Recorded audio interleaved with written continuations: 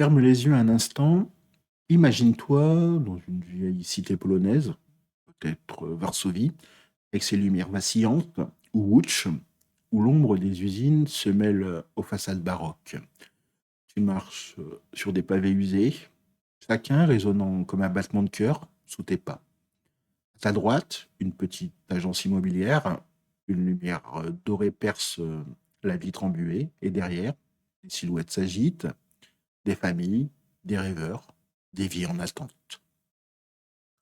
Ce soir, je t'invite dans leur monde, celui des agents immobiliers, ces passeurs d'espoir, ces artisans qui sculptent des foyers dans la pierre et le cœur. Le 30 mars, ce n'est pas une date banale sur un calendrier, c'est la journée des agents immobiliers en Pologne. C'est une explosion de vie, un cri de résilience, un hymne à cette Pologne qui refuse de plier, qui transforme chaque clé en une promesse d'éternité. Sens-tu cette énergie brute? Elle est là, dans l'air, dans chaque mot qui va suivre. Laisse-toi emporter.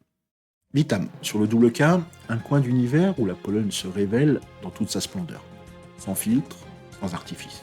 Ici, on ne se contente pas de raconter des histoires, on les vit, on les respire, avec une passion qui brûle comme un feu de camp sous les étoiles. Chaque épisode est une porte ouverte sur une âme fière, sur des récits qui font vibrer les murs et les cœurs. Si tu sens cette étincelle, ce frisson qui te dit c'est chez moi, alors montre-toi à nous, abonne-toi, laisse un like, partage cette aventure avec ceux qui te sont chers. Ensemble, faisons rayonner cette Pologne indomptable. Et maintenant, entrons dans le vif de cette célébration. Ça commence tout de suite. Tu vas me demander, mais pourquoi dédier une journée aux agents immobiliers? Ben, pour le saisir, il faut remonter aux racines de l'échange, là où tout a commencé. Je te laisse imaginer une place de village, il y a des siècles, des marchands en tunique épaisse, des parchemins jaunis sous les doigts, des regards qui se croisent pour sceller un pacte. En Pologne, dans les cités médiévales comme Zamość ou Sandomierz, les syndics, ces gardiens des transactions, veillaient sur chaque troc avec une ferveur quasi sacrée, tissant des liens de confiance dans la pierre et le bois. Et puis, il y a un moment clé, c'est le 30 mars 1867. Ce jour-là, la Russie, elle cède l'Alaska aux États-Unis pour un montant avoisinant les 7,2 millions de dollars. C'est une signature, un bout de papier et des frontières qui bougent, des destins qui basculent. Ce n'est pas qu'une histoire de chiffres, c'est la preuve qu'un simple acte peut redessiner le monde. Aujourd'hui, célébrer cette journée, c'est saluer ceux qui perpétuent cet art, transformer une transaction en un refuge, une clé, en un avenir. Mais comment cette flamme a-t-elle grandi en Pologne? Je te dis bien, on va plonger dans cette épopée. L'histoire de l'immobilier en Pologne, c'est un peu une fresque vibrante, un tableau peint avec les larmes et les triomphes d'un peuple. Tout d'abord, tu as la période sous le joug communiste, entre 1945 et 1989. Je te laisse imaginer une Varsovie en ruine après la guerre, lentement reconstruite sous un ciel de plomb. Les immeubles gris poussent comme des ombres, mais derrière ces façades, les familles attendent, serrées dans des couloirs froids, un bout de papier officiel qui leur offrira un coin à eux. Le mot maison devient un rêve suspendu, une prière murmurée dans l'obscurité. Pourtant, même là, il y avait des héros discrets. On va prendre par exemple le cas de Janek Kowalski, un employé municipal de Łódź dans les années 70.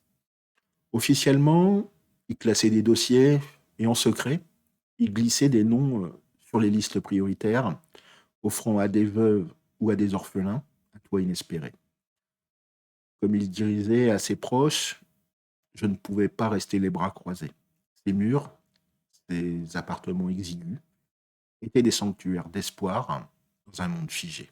Ensuite vient la renaissance des années 90. En En 1989, comme tu le sais, le mur tombe et avec lui les chaînes. La Pologne, elle s'éveille dans un chaos lumineux, les rues bourdonnent, les marchés s'ouvrent et un vent de liberté souffle sur les ruines. C'est là que naissent les premiers agents immobiliers, des pionniers dans un pays qui réapprend à rêver.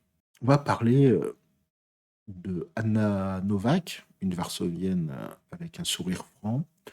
En 1992, elle guide un jeune couple, Marek et Ella, vers un grenier décrépit dans le quartier de Praga. Avec eux, elle imagine les murs repeints, les rires d'enfants dans l'escalier. Quand ils signent, il l'enlace en pleurant. Vous nous avez donné un chez nous. Anna dira plus tard, ce jour-là, j'ai compris que je ne vendais pas des maisons, je construisais des vies.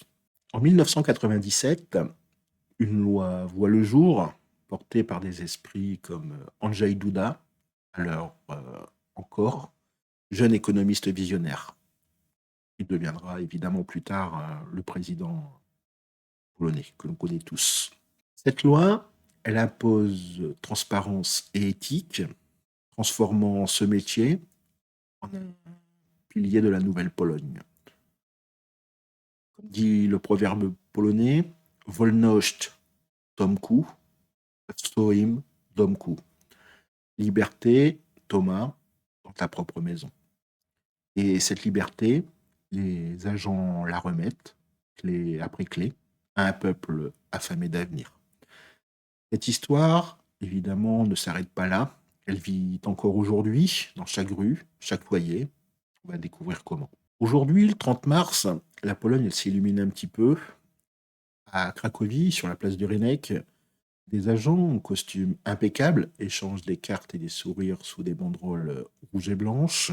À Varsovie, des forums vibrants réunissent des experts dans des salles où les idées fusent comme des étincelles.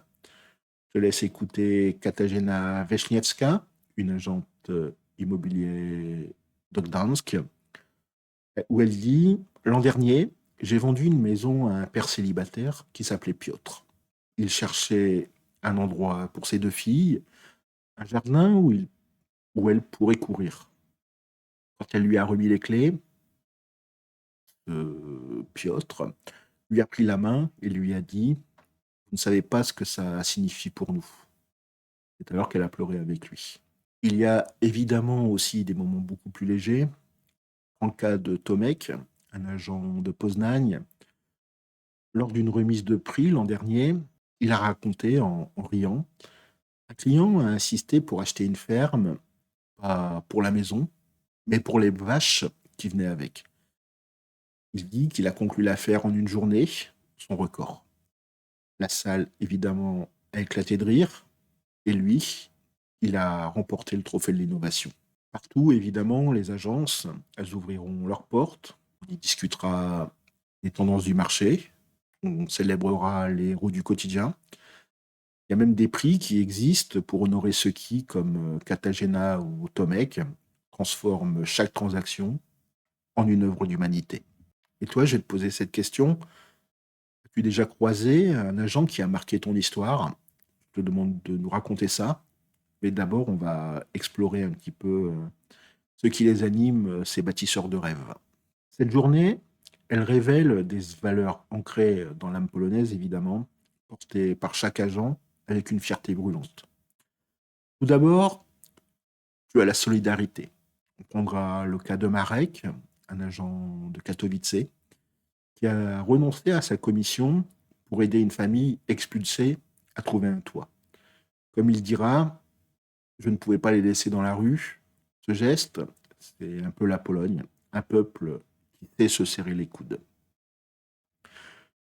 Tu as aussi cet attachement au foyer qui est assez important en Pologne. Ici, une maison, c'est un sanctuaire, un écrin de mémoire. Quand un agent remet une clé, il transmet un héritage, les rires des grands-parents, les rêves des enfants à venir. Tu as aussi une autre valeur, c'est l'innovation.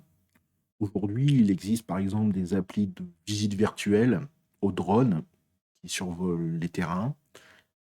Les agents y marient ainsi tradition et futur. toujours pour mieux servir leurs clients. Ensuite, tu as aussi la valeur qui est liée à l'éthique. Depuis la loi de 1997, chaque contrat est un peu une forme de pacte de confiance, pas de faux semblants, juste la vérité brute et belle. Enfin, tu as la valeur de la passion. Si on écoute certaines personnes comme Zofia, qui a 20 ans d'expérience dans le métier, pour elle, chaque maison est une toile vierge, chaque client, une histoire à écrire. Elle dit qu'elle ne se lasse jamais de ce feu. Cette passion, c'est un petit peu le moteur de tout. Ces valeurs, comme tu le vois, solidarité, foyer, innovation, éthique et passion, sont les fils d'or d'une Pologne qui vibre, qui se réinvente. Alors, que nous apprend tout cela? Reste avec moi. En somme, cette journée dédiée aux agents immobiliers n'est pas qu'un hommage à un métier, c'est une ode à notre pouvoir de transformer des murs en foyers, des rêves en réalité. Ces agents sont des gardiens d'espoir, des ponts entre hier et demain. Comme le dit notre proverbe, Niematoya Domu, il n'y a pas de place comme chez soi, et ils font de cette vérité une promesse tangible. Et toi, souviens-toi de ce frisson, peut-être quand tu as franchi le seuil de ton premier chez toi, qui était là pour ouvrir ta porte.